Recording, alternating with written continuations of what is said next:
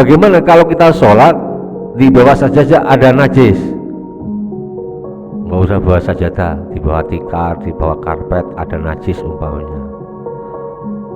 Dengan catatan juga, kalau najisnya itu kering, nggak tembus sajadah, nggak tembus tikar, nggak jadi masalah.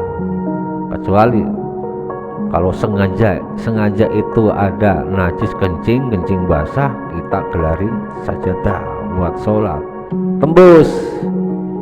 Kita lagi sujud, tangan kita megang, walaupun hanya megang sekali, berarti ketika kita sholat terjebak dengan najis. Berarti syarat sahnya sholat berikutnya tahu masuknya waktu sholat. Tahu masuknya waktu sholat, oh ini sudah zuhur, ini sudah subuh. Buktinya apa? Sudah kedengaran adzan, adzan. Umpamanya nggak ada adzan, nggak ada jam, oh mungkin kemarin kita ingat batas waktu kapan sholat subuh mulai bisa dikerjakan.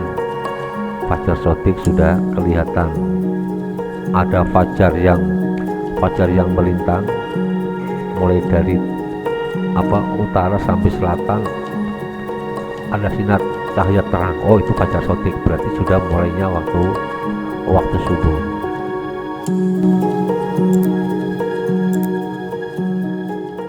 Assalamualaikum warahmatullahi wabarakatuh.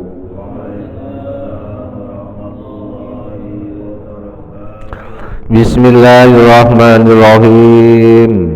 Alhamdulillahi rabbil alamin.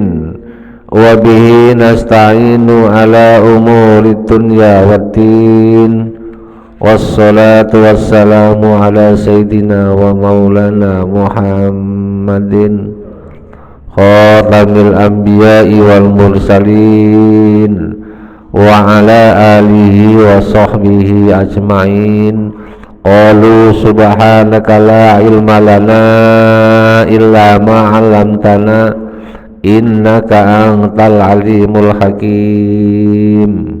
Rabbi shrah li sadri wa yassir li amri wahlul 'uqdatam min lisani yafqahu qawli, amma ba'd. Hadirin jamaah talim Masjid Al-Ikhlas Perumahan Geria Lebak Wangi 1, Sepatan Timur, Tangerang, Banten, yang senantiasa dimuliakan Allah Subhanahu wa ta'ala. Syukur alhamdulillah, kita panjatkan kehadirat Allah atas segala nikmat dan karunia-Nya. Alhamdulillah kita masih diberikan sehat walafiat, panjang umur, kesempatan bisa hadir di masjid ini dalam rangka sholat subuh berjamaah. Semoga kehadiran kita di tempat yang mulia ini bagian daripada syukur kita kepada Allah, bagian daripada ikatan iman kita kepada Allah. Semoga iman kita semakin kuat, iman kita semakin kokoh dalam hati kita sampai akhir hayat kita. Semoga Allah senantiasa memberikan kekuatan iman istiqomah sampai akhir hayat kita, amin ya rabbal alamin. Salawat salam semoga tercurahkan kepada baginda Nabi Agung Nabi Muhammad sallallahu alaihi wasallam dengan bacaan Allahumma sholli ala sayyidina Muhammad wa ala ali sayyidina Muhammad. Semoga kita kelak termasuk umatnya yang akan mendapatkan syafaatnya di hari kiamat, amin ya rabbal alamin. Hadirin jamaah sekalian, mari kita lanjut taklim di pagi ini dengan kajian ilmu fikih dengan referensinya kitab Fathul Qorib, masih bab hal-hal yang menjadi syarat sahnya sholat. Sekarang bagian ketiga. Bismillahirrahmanirrahim.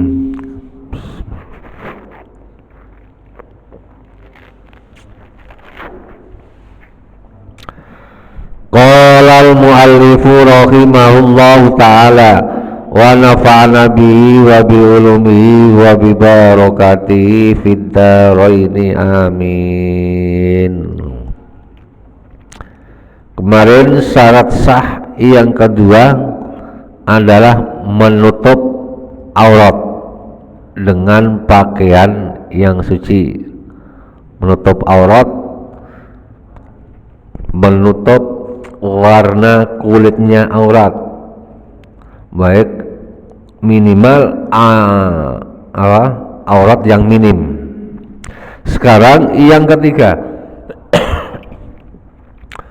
wasalisu yang ketiga, al-wukufu. Wukuf artinya apa, Pak? Wukuf artinya wukuf, diam. Makanya kalau orang haji wukuf di Arafah, diam di Arafah gitu ya. Udah, al-wukufu fil baiti, diam di rumah. Al-wukufu, diam ala makanin, di atas tempat, tohirin yang suci. Berarti syarat sah sholat yang ketiga, kita diam di tempat atau berada di tempat, tapi tempat yang suci. Fala tasikhu, maka tidak sah sholatu saksin, sholat seseorang, yulaki yang bertemu, ba'du badani sebagian badannya, au libasi atau sebagian pakaiannya. Au libasi ini maksudnya apa? Au ba'du libasi, sebagian pakaiannya bertemu najasatan, najis, fi qiyamin, ketika berdiri, au qu'udin atau ketika ruku, au sujudin atau ketika sujud. Jadi syarat sahnya sholat yang ketiga, tempat yang kita gunakan untuk sholat itu bersih, steril dari najis, steril dari najis. Umpamanya kita lagi sholat, ketika takbir sampai ruku, sujud, kemudian membaca salam, tiba-tiba tempat kita terkena najis, tempat yang kita gunakan sholat terkena najis, berarti syarat sahnya hilang. Syarat sahnya hilang. Kalau syarat sahnya hilang, berarti sholatnya tidak batal, karena sholatnya berada di tempat yang tidak suci, tidak steril dari najis.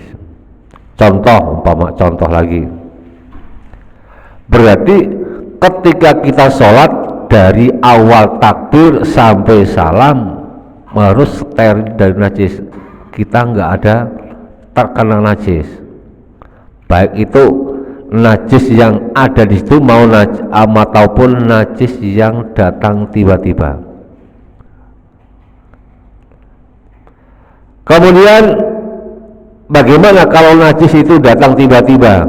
Contoh umpamanya, kita lagi sholat,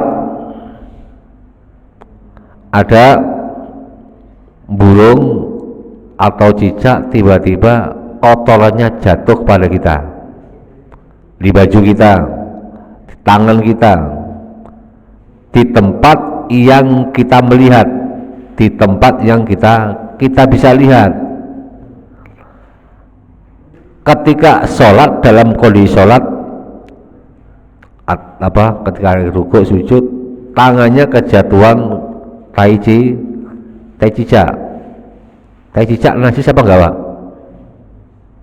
Kotoran cicak termasuk kotoran burung. Nah, lagi sholat kejatuhan tai cicak.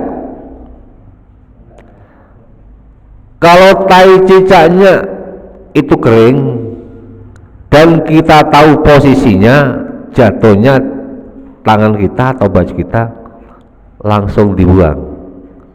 Kalau kita tahu, langsung dibuang. Lagi duduk ini, tangannya kejatuhan tai cicak. Wafihi nadorun, tai cicak itu termasuk najis makfu, tapi wafi nadorun. Kalau memang tai cicaknya itu kering, segera buang, turun ke bawah, segera dibuang. Di baju kita juga begitu, sentil agak jauh, disentil, kalau memang itu kotoran cicaknya kering, tapi kotoran cicak atau burung. Tapi kalau kotorannya itu basah, maksudnya basah kering gimana?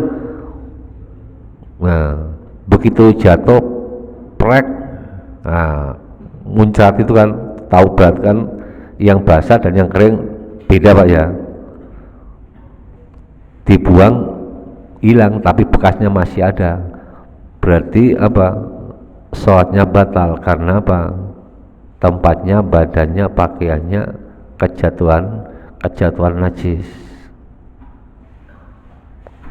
Kemudian ada lagi, sholat tempatnya harus bersih, harus suci, steril dari najis.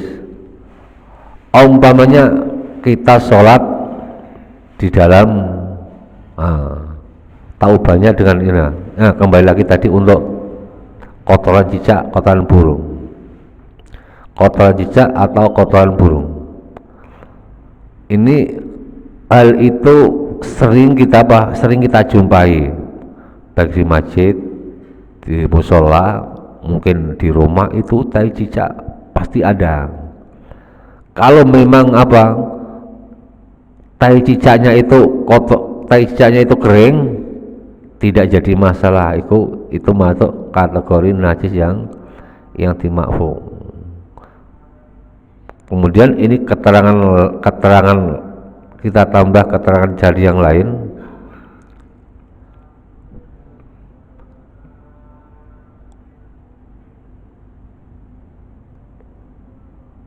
Allah yata'ammadul wuqufu alaihi.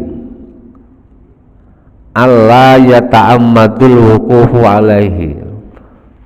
Tempat yang kita jadikan sholat banyak kotoran cicak, atau kotoran burung. Tapi itu tidak bisa dihindari, Sholat kita gimana? Boleh sah, tapi dengan catatan bisuruti salasatin, ada syarat ketiga syarat. Yang pertama, kita tidak sengaja berdiam di tempat yang di situ ada najisnya. Kita tidak sengaja. Kita tidak sengaja. Kemudian Allah takuna rotubatan, najisnya itu tidak basah, kering. Kalau kering segera dibuang, kalau basah itu bisa membatalkan sholat. Wa ayyasuqqa al-ihtirazu anhu, dan kita tidak bisa menghindar dari tempat itu. Kalau nggak bisa menghindar dari tempat itu, berarti sholat kita masih diampuni, sholatnya tetap sah. Karena ini bagian daripada syarat sahnya sholat. Berarti syarat sahnya sholat harus dipersiapkan sebelum kita sholat.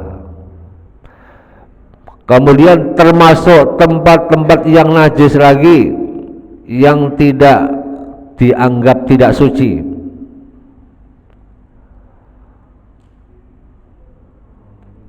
Al masjidu, dimanapun tempat di bumi manapun kita diperbolehkan untuk mengerjakan sholat. Namun ada beberapa tempat yang kita dilarang. Al masjidu kulluha, al ardu kulluha masjidun illal makbaroh wal hammam. Al ardu kulluha masjidun, bumi semuanya ini bisa dijadikan masjid. Artinya apa? Kita sholat dimanapun hukumnya boleh, boleh. Al ardu kulluha masjidun, bumi manapun bisa kita jadikan masjid. Maksudnya apa? Bumi manapun, tempat manapun bisa kita jadikan untuk mengerjakan sholat. Illal makbaroh wal hammam, kecuali kuburan dan tempat kamar mandi. Tapi dengan catatan walaupun itu kuburan, tapi kalau sholat kita memakai tikar, memakai sajadah, tidak jadi masalah. Yang tidak diperbolehkan, contoh umpamanya kita lagi, keluarga kita meninggal, kita tidak tahu, tiba-tiba udah dibawa ke makam, kita tidak berjumpa dengan mayitnya, kemudian kita pengen sholat jenazah, sebelum jenazah itu dikubur, stop, saya mau pengen nyolatin keluarga saya dulu sendirian umpamanya, boleh nggak? Boleh, tapi dengan catatan sandalnya dilepas, jadi kita nginjek sendal. Kalau kita pakai sendal berarti sandal kita najis, kita sholat bawa najis. Kalau sandalnya dilepas, dia berdiri di atas sendal, nah ini boleh. Atau sengaja membawa sajadah, sengaja membawa tikar, enggak jadi masalah. Yang tidak boleh sengaja sholat dikubur, enggak memakai alas, enggak memakai tikar, enggak memakai sajadah, itu tidak boleh, karena hadis Nabi illal makbaroh, kecuali kuburan. Jadi untuk sholat jenazah kondisi seperti itu tidak jadi masalah, tapi dengan catatan sandalnya atau sepatunya dilepas. Sepatunya yang kita jadikan alas diinjek, atau sandalnya diinjek, atau pakai apa? Daun yang lebar, kita sholat di atas daun. Karena sholat jenazah nggak pakai rukuk, nggak pakai sujud. Kemudian di kamar mandi pun kelihatannya, kalau kamar mandi kita ya mungkin kotor ya.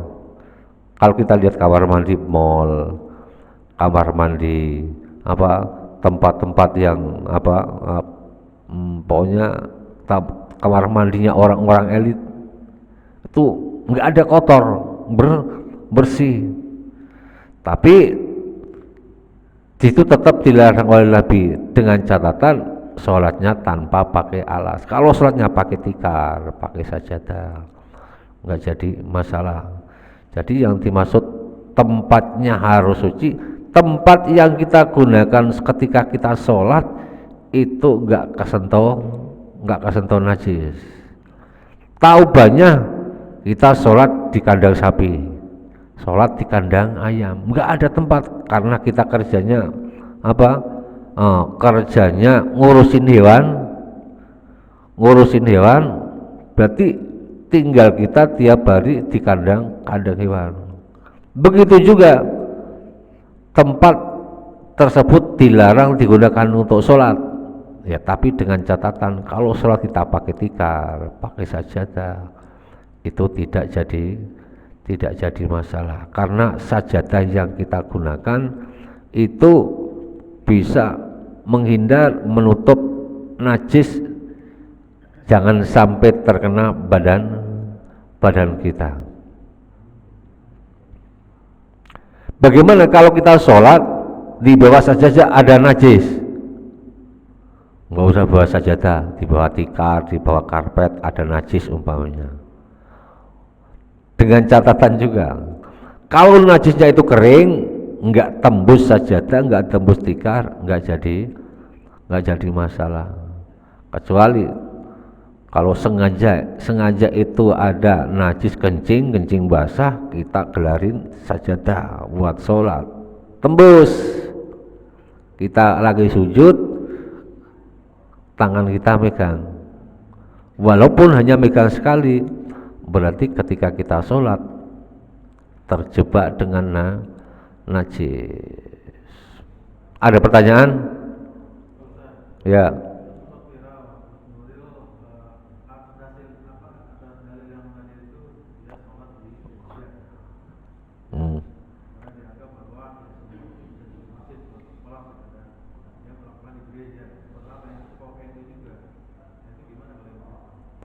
Sholat di gereja, kalau memang mungkin termasuk karyawan, orang yang kerjanya di tempat itu ada gereja, dan itu bagian daripada wilayah yang harus dikerjakan umpamanya. Kemudian waktunya sholat, kita sholat di situ boleh, tapi dengan catatan tempat yang kita jadikan, walaupun itu gereja atau tempat ibadah orang non muslim yang lain, vihara atau apalagi candi umpamanya, dengan catatan itu tempat yang kita jadikan untuk sholat. Ketika kita sholat steril dari najis, walaupun itu tempat ibadah. Memang ada yang mengatakan dengan catatan itu gereja, nggak ada patung, nggak ada arca. Menurut fatwa pernah dibahas dibahas di Baksul Masail, kita sholat di gereja atau tempat ibadah non muslim yang lain boleh saja, nggak ada hukum makruh apalagi hukum haram. Itu dengan catatan asal ketika kita sholat tempatnya itu suci, walaupun itu ada patung, ada arca, ada salib, nggak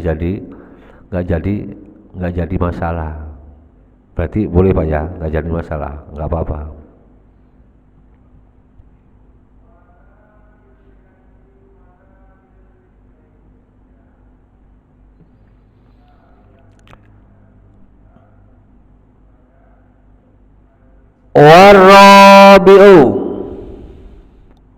Warrabi'u.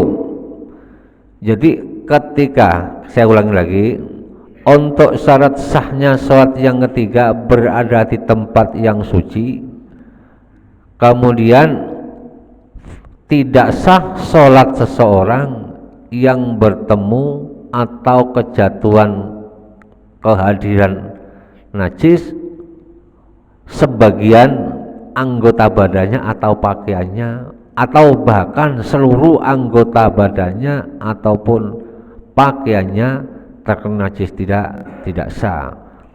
Sejak kapan?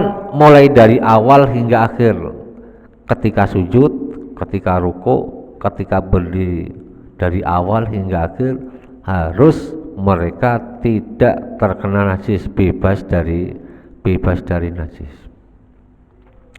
Warrabi'u, yang keempat, syarat sahnya sholat yang keempat, al ilmu, mengetahui, bidukhulil waktu, dengan masuknya waktu, al-dhanni dukhuli, atau menyangka masuknya waktu sholat, menyangka masuknya waktu bil ijtihadi, dengan ijtihad mencari tahu. Berarti syarat sahnya sholat berikutnya tahu masuknya waktu sholat. Tahu masuknya waktu sholat, oh ini sudah zuhur, ini sudah subuh.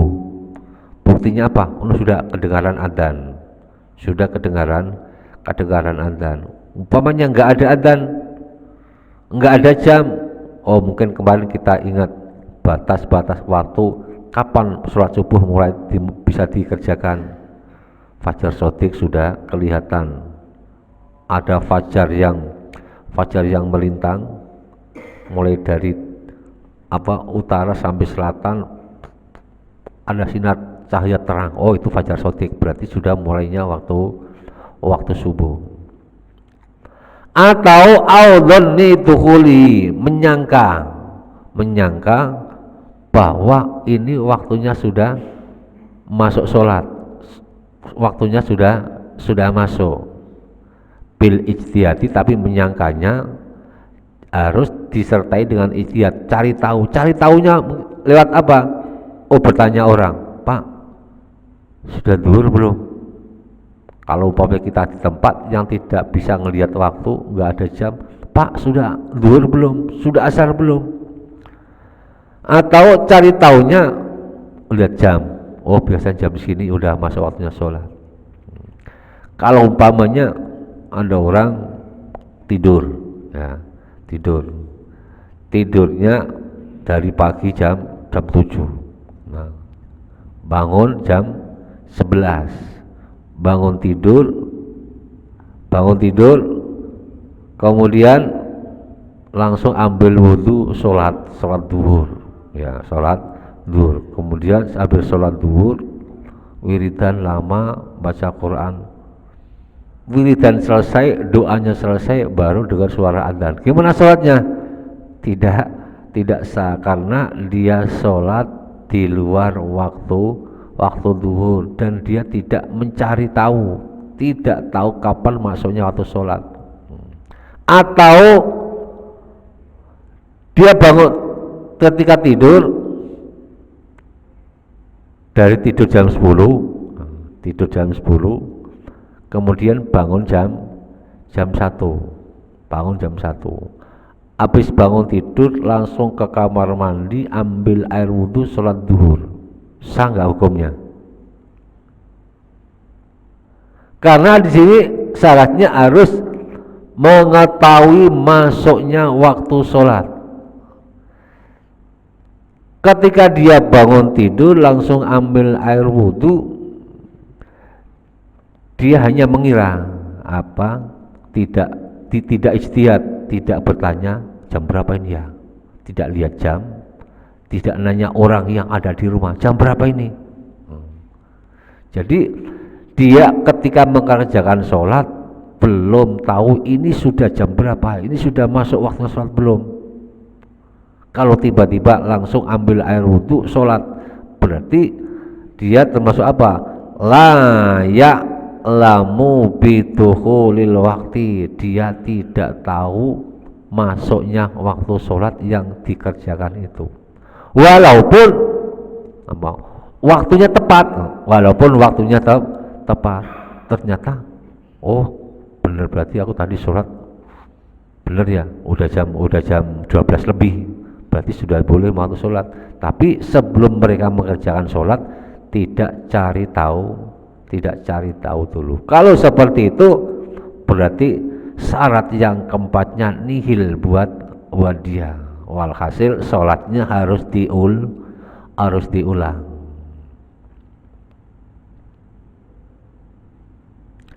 Nah, falau sholla bi ghairi dzalika lam tasihha sholatu. Falau sholla, jika mereka sholat bi ghairi dzalika, tanpa mengetahui masuknya waktu sholat, lam tasihha sholatu, maka sholatnya tidak sah.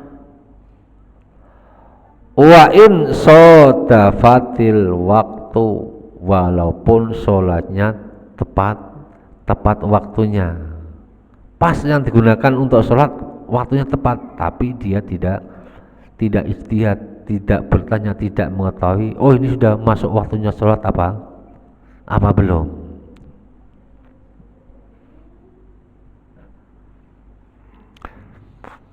Kemudian bagaimana kalau kita sholat di tempat yang tidak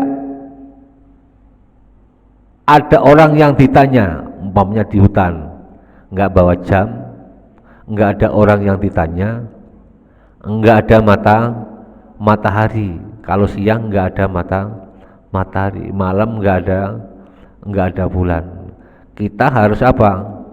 Kita harus menyangka, tetap cari tahu, sudah zuhur belum ya, sudah asar belum. Kita harus cari tahu. Kalau memang nggak ada cari tahu, berarti kembali kepada prasangka kita, pada keyakinan kita, oh ini sudah masuk waktunya zuhur, sudah masuk waktunya asar, sudah masuk waktu-waktu yang mereka akan mengerjakan sholat.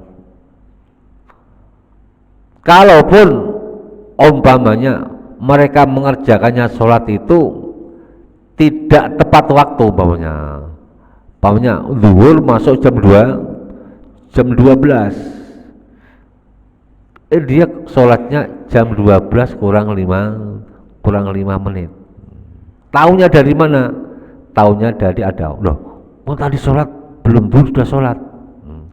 Kirain nggak ada orang, tapi saya sudah berusaha, sudah cari tahu, sudah ijtihad cari tahu kemana-mana, nggak ada yang tahu. Pikiran saya memang sudah masuk waktunya sholat. Bagaimana sholatnya? Tetap sah dan tidak usah diulang. Karena Pak, kembali lagi taubahnya seperti apa? Seorang mujtahid apabila ijtihadnya benar, dia mendapat dua pahala. Kalau ijtihadnya salah, dapat satu pahala. Maksudnya ijtihadnya dia cari tahu dengan berbagai alasan, dengan berbagai referensi, dengan berbagai dalil, dengan berbagai kaidah, sudah cari tahu.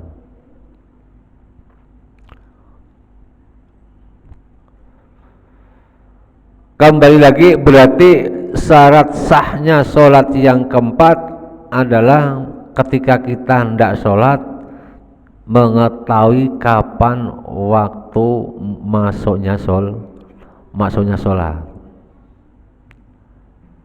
Wal khamisu, yang keempat, istiqbalul kiblati, menghadap kiblat. Ayil Ka'bah, sumiat disebut Ka'bah kiblatan sebagai kiblat, li'annal musolli, karena sesungguhnya orang yang sholat, yuqabiluha, menghadapnya, wa ka'batan lirtifaiha wastiqbaliha bisodri.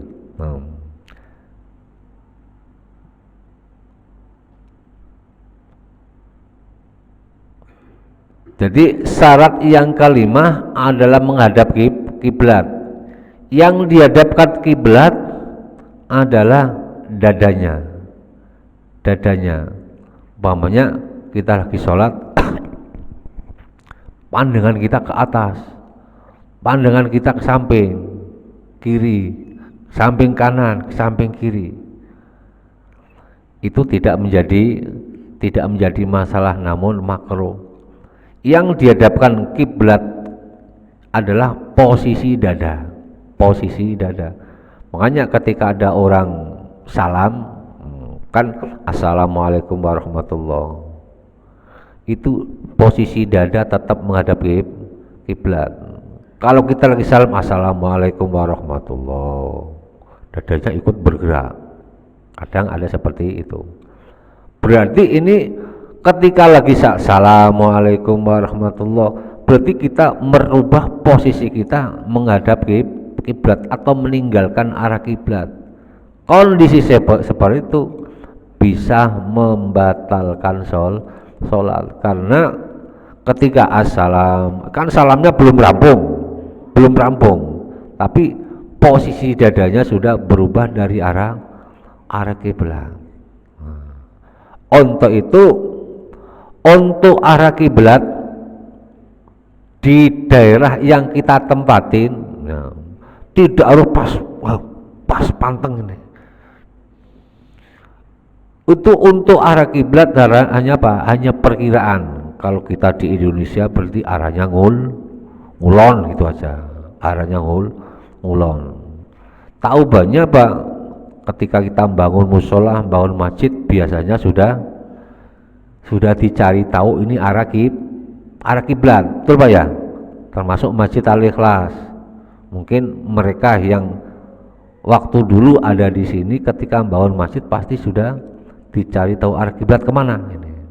Nah, untuk itu kalau itu masjid sudah dicari tahu arah kiblatnya seperti ini, bangunan seperti ini, kalau sholat sajadahnya nggak usah dimincong-mincongin, betul Pak ya? Nggak usah dimincong-mincongin, biarkan gini atau sholatnya menghadap ke sini. Ini tak ubahnya dia apa?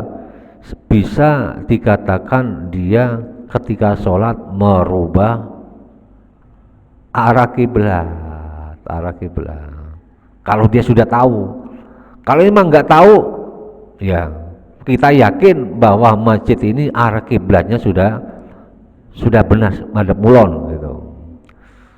Dulu kan lagi viral musim tuh, lagi viral. Nah, termasuk di daerah Jawa, masjid dibikin sudah bagus-bagus, dananya sekian banyak, ya. Kemudian ada fatwa ini posisi pergerakan bumi bergeser, arah kiblatnya berubah, berarti arah masjid, arah musola berubah, masjidnya dirubah Pak, digeser. Masjidnya digeser, termasuk ini masjid tetangga saya, masjid kampung tetangga kampung maksudnya, masjidnya sudah bagus dirubah. Nah, setelah itu banyak yang komentar, kemudian banyak fatwa ulama yang turun. Ya udah terlanjur kok sih katanya. Udah terlanjur kok sih.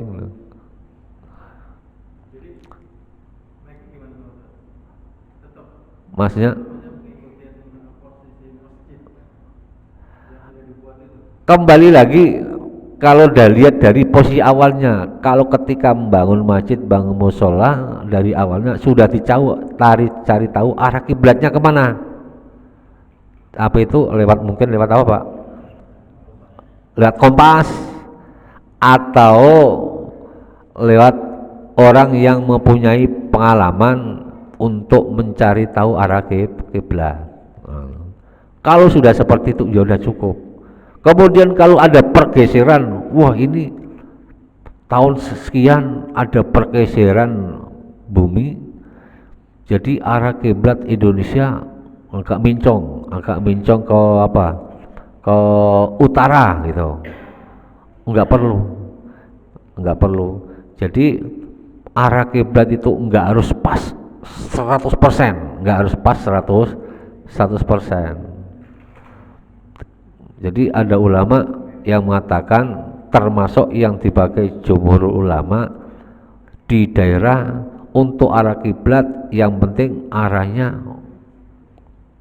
umpamanya di Indonesia arahnya ngulon, walaupun tidak pas 100%. Kalau rumah kita sudah madhab ngulon, ya udah langsung sholatnya madhab, itu anggap aja itu kita sholatnya sudah menghadap Ka'bah.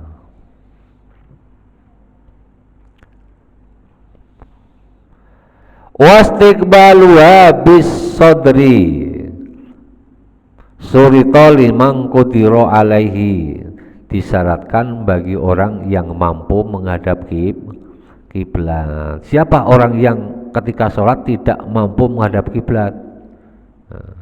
Siapakah orang yang sholat tidak mampu menghadap kiblat? Seperti orang sakit Orang sakit ketika nggak bisa berdiri, nggak bisa duduk, kalau duduk bisa menghadap kiblat. Kalau berdiri, kalau berdiri itu yang kalau tiduran yang dihadapkan kiblatnya apanya? Kalau yang dihadapkan kiblatnya gimana? Berarti kepala kita di wetan. Kepala kita di wetan.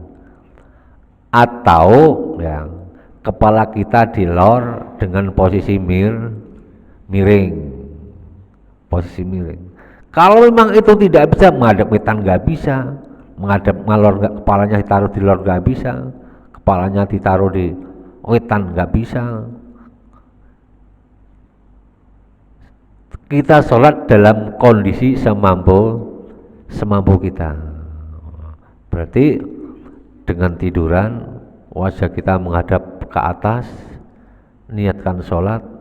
Berarti limang kudiro, bagi orang yang mampu menghadapkan dirinya menghadap ke Ka'bah, ke kiblat. Kalau memang tidak mampu, ya semampunya. Untuk itu, untuk pembahasan ilmu fikih ini luas, memberikan keleluasaan, bahkan memberikan keringanan, memberikan rukhsah bagi orang-orang yang tidak mampu untuk melakukan. Tapi yang penting sesuai dengan prosedur ilmunya, ilmu fikih. Ya.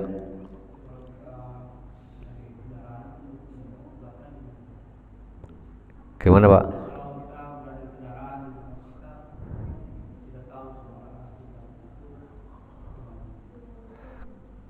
Apa kalau kita lagi di kendaraan, nanti ada nih pembahasan berikutnya, wa yajuzu tarkul kiblati fi shalah. Ada yang diperbolehkan tidak menghadap kiblat bagi siapa? Nanti pembahasannya minggu depan. Kalau tadi yang ditanyakan oleh Pak Jitong, kalau kita di kendaraan itu gimana, nggak tahu arah kiblat, kita cari tahu dulu. Kita sholatnya di kendaraan ini sholat sunnah apa sholat fardu? Kendaraannya lagi lari berjalan atau kendaraannya lagi parkir umpamanya. Kalau kita kendaraannya lagi parkir, tetap kita cari tahu arah kiblatnya. Nanya orang situ, Pak, arah kiblat mana? Arah kulon gampangan mana? Nah, arah kulon mana? Kalau kita yang tanya orang Islam mungkin ngerti arah kiblat. Kalau yang kita tanya mayoritas non muslim, nggak usah cari arah, Pak, arah kulon mana, gitu aja gitu. Arah kulon sono Pak. Oh, berarti ketika kita sholat menghadapnya ke sana gitu. Kalau kendaraan kita lagi jalan, kalau untuk sholat fardu tetap ketika kita sholat harus menghadap kiblat. Kalau untuk sholat sunat, sholat di kendaraan, awalnya menghadap kiblat, setelah Allahu Akbar, setelah takbir, kemudian sujud, mau kendaraan menghadap kemana terserah, nggak jadi masalah. Tapi untuk sholat fardu tetap harus menghadap kiblat. Umpamanya kendaraannya ini berjalan ngetan, berarti kita sholatnya sambil duduk menghadap mulon. Posisi kita harus berbalik arah kan gitu, berbalik arah. Tak ubahnya seperti apa? Sholat di pesawat. Kalau kita lagi perjalanan berangkat haji, itu udah pasti kendaraannya arahnya ngulon, berarti kita mengikuti arah perjalanan pesawat itu. Pas baliknya ya berarti mereka sholatnya berbalik arah menghadap ke ekornya pesawat. Itu ada yang mengatakan seperti itu. Ya.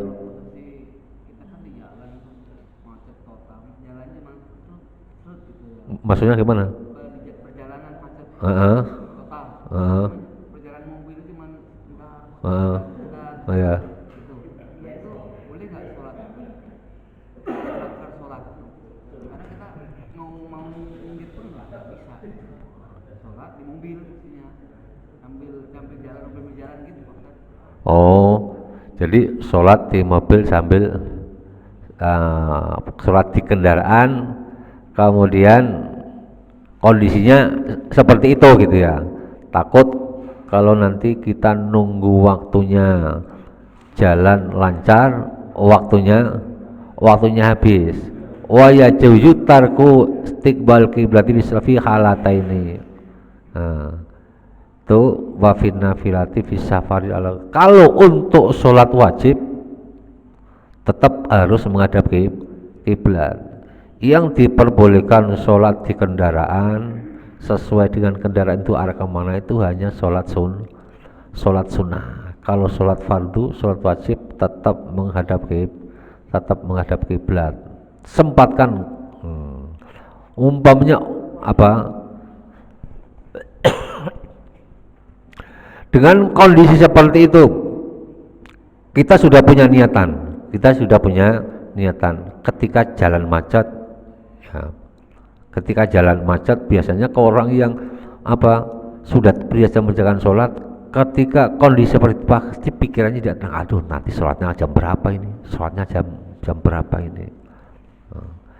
Tapi dengan kondisi seperti itu, ketika kita di jalan, waktunya untuk sholat habis, ya, tetap kita kena hukum dosa meninggalkan fardu. Cuman dosanya tidak seberat orang yang tidak seberat orang yang tidak punya perasaan berat untuk tidak mengerjakan sholat. Nah, nanti sudah sampai tempatnya, waktunya ada, tetap kita bayar sholat atau qadha gitu ya. Ada pertanyaan lagi? Gitu aja nih ya. Ya. Ya.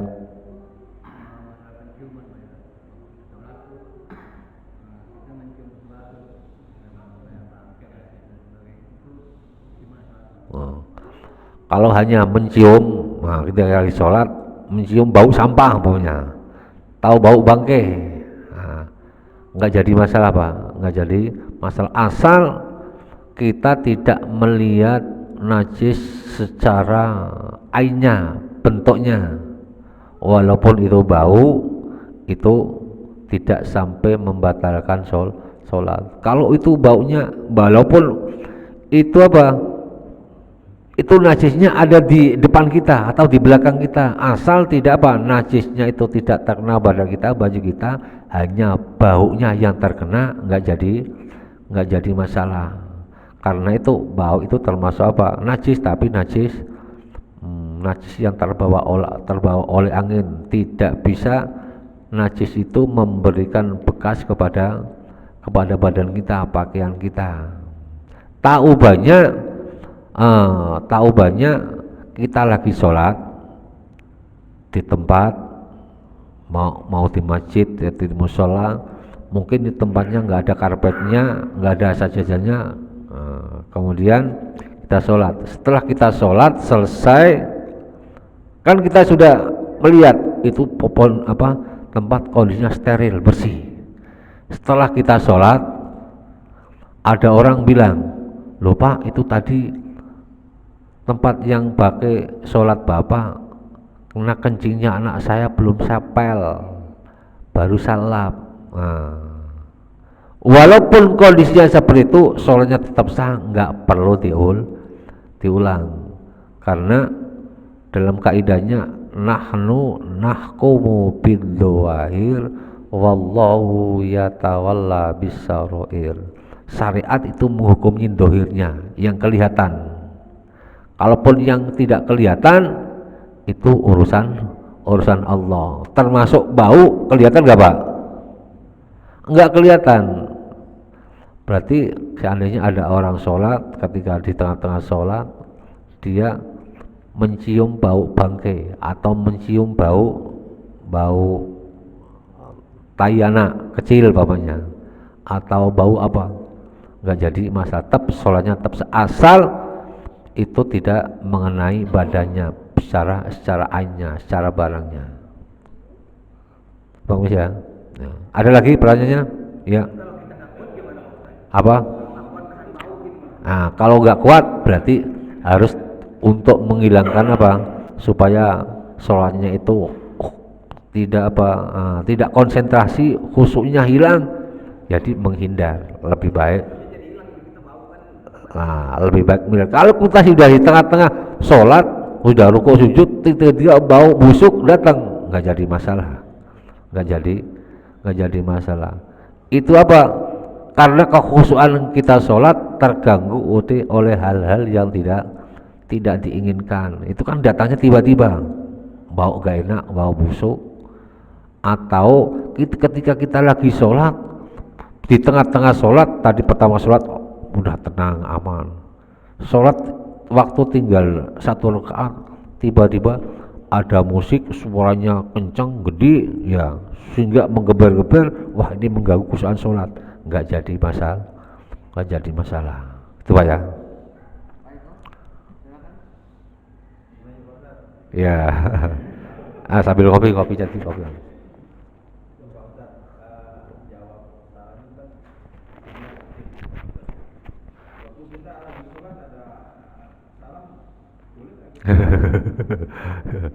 Nah, dulu udah pernah kita sampaikan, salam itu ada kalanya harus dijawab, ada kalanya tidak harus dijawab, ada kalanya menjawab salam haram. Contohnya ketika istilahnya kita memberikan ceramah, penceramahnya membaca assalamualaikum warahmatullahi wabarakatuh. Kalau yang diberikan salam secara jamaah itu menjawab salam hukumnya fardu kifayah. Contohnya saya salam, yang jawab salam cuman Pak Eko umpamanya, yang lain nggak menjawab salam, hukumnya yang lain gugur karena salam saya sudah dijawab Pak Eko. Atau yang bagian sholat jawab salam, bagian sebelah kanan kiri nggak jawab salam, nggak jadi masalah. Berarti hukumnya fardu kifayah. Kalau salam yang harus dijawab ketika kita ketemu Pak Eko, jawab assalamualaikum, Pak Eko diem, dosa besar, dosa besar. Karena menjawab salam secara pribadi, ditujukan kepada pribadi, dan kita mendengar, itu hukumnya wajib. Tapi kalau dalam kelompok, kalau sudah dijawab sebagian, hukumnya fardu kifayah. Ada kalanya salam itu tidak harus dijawab. Contohnya ketika Pak Eko sholat, ada orang salam, assalamualaikum, tidak perlu dijawab. Ada yang mengatakan cukup kasih kode subhanallah, baca tasbih. Oh, Pak Eko lagi sholat. Itu berarti apa? Tidak boleh dijawab. Tahu banyak lagi,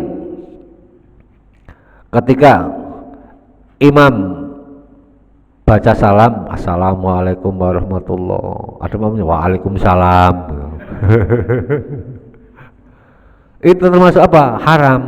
Tidak boleh menjawab salamnya imam ketika selesai assalamualaikum warahmatullahi. Ada salam yang tidak perlu dijawab. Maksudnya apa? Salam tidak perlu dijawab. Ketika kita ziarah kubur ke makom, assalamualaikum ya alal kubur. Kira-kira kita pengen dengar gak salam kita dijawab? Kabur malah. Jadi kembali lagi, ketika kita lagi sholat, ada orang salam, harus dijawab nggak? Tidak wajib dijawab, tidak harus dijawab. Itu termasuk apa? Ada yang mengatakan bahwa itu haram dijawab. Ketika kali sholat, assalamualaikum. Ketika kali sholat ada orang masuk rumah, assalamualaikum, dijawab, waalaikumsalam. Nah, Tidak boleh, tidak boleh. Udah biarkan aja kan gitu Pak ya. Ada yang mengatakan batal, ada yang mengatakan tidak batal. Karena itu apa? Sekali lagi, kalau baca salamnya itu dengan niat dzikir, sholatnya tidak batal. Kalau niatnya salam itu menjawab salam, sholatnya batal karena itu kalimat di luar bahasa sholat. Kalau niatnya dzikir nggak jadi masalah. Taubannya seperti apa? Ketika kita mengingatkan imam yang lagi salah, posisi kita membaca tasbih, tasbih. Subhanallah. Kalau niatnya mengingatkan imam doang, itu berarti apa? Dia mengeluarkan kalimat yang di luar bahasa sholat. Nggak boleh. Niatnya apa? Niatnya ia mengingatkan imam dan sekaligus mengingat di dzikir. Kalau niatnya mengingatkan imam doang, makanya ini perlu apa?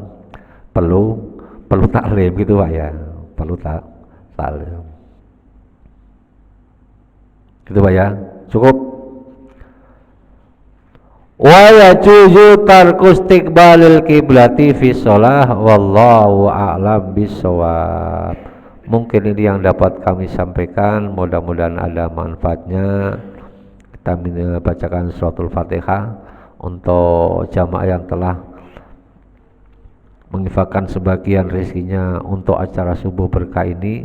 Semoga dibalas oleh Allah dengan rezeki yang berkah dan melibatkan Al-Fatihah. A'udzu billahi minasyaitonir rajim. Bismillahirrahmanirrahim.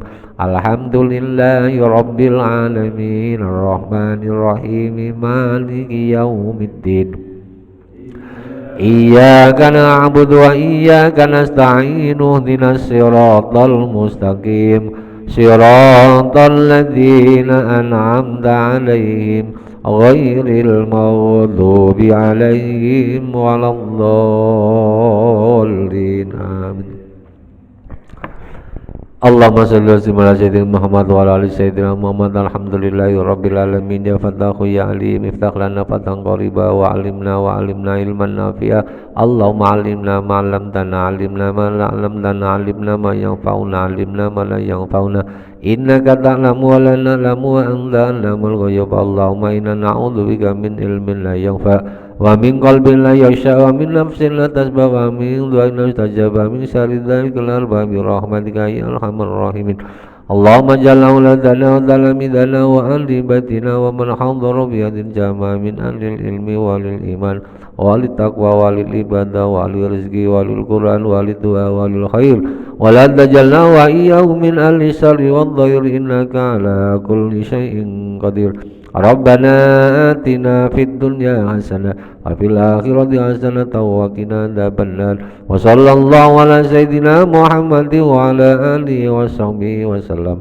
Subhanaka rabbika rabbil izzati amma yasifun wa salamun alal mursalin walhamdulillahi rabbil alamin. Al-Fatihah. A'udzu billahi minasyaitonir rajim. Bismillahirrahmanirrahim. Alhamdulillahi rabbil alamin arrahmanir rahim maliki yaumiddin.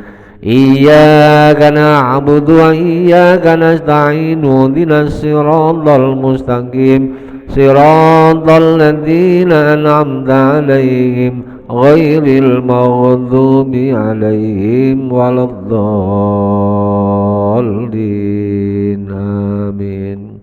Kurang lebihnya mohon maaf. Billahi taufik wal hidayah. Wassalamualaikum warahmatullahi wabarakatuh.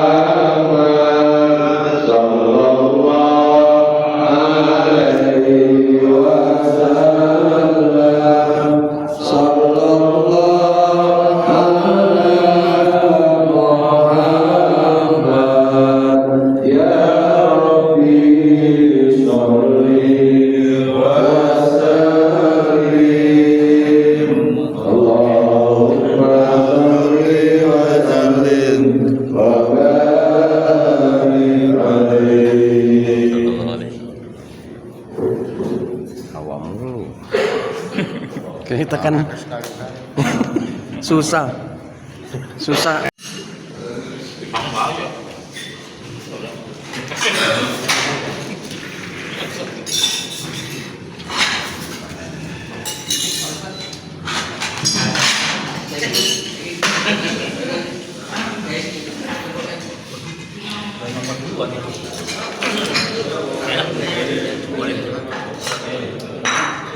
Teman-teman